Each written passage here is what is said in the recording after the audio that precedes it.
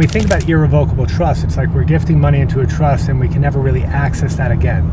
And that's somewhat true, but does that mean there's not provisions or things you can do?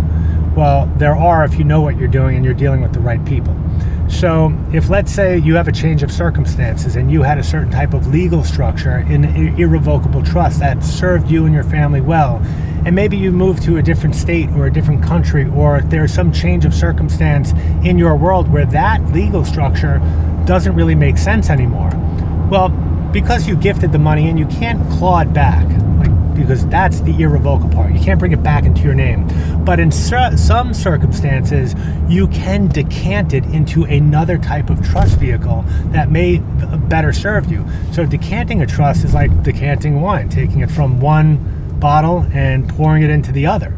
So it's still in a legal structure. It's just a different type of legal structure that may have different parameters that serve your purposes better if you have a change of circumstances. Now, in addition to that, some trust documents have certain language and provisions where you can swap different assets inside and outside of the trust. So maybe you had $3 or $4 million of real estate assets in the trust, and you had $3 or $4 million of assets outside of the trust, and you wanted to swap those assets because maybe you wanted to borrow money against the real estate, or you wanted to do some tax management, and the current trust document you couldn't borrow money for whatever reason.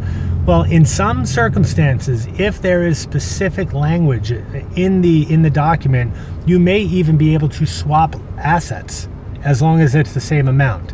So it's really important to have the right private client attorneys that specialize in trust and estate law that really understand the language. You don't want to go on to like one of these .com or these low frills or low cost trust and estate attorneys because you just want to get the documentation down.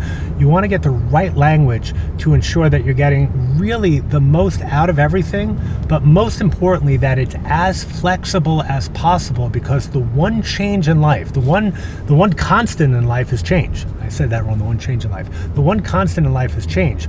So you want your plan to shield you from creditors, shield you from estate taxes, but also have the language where it's flexible that you can do lots of things as your world changes in the future.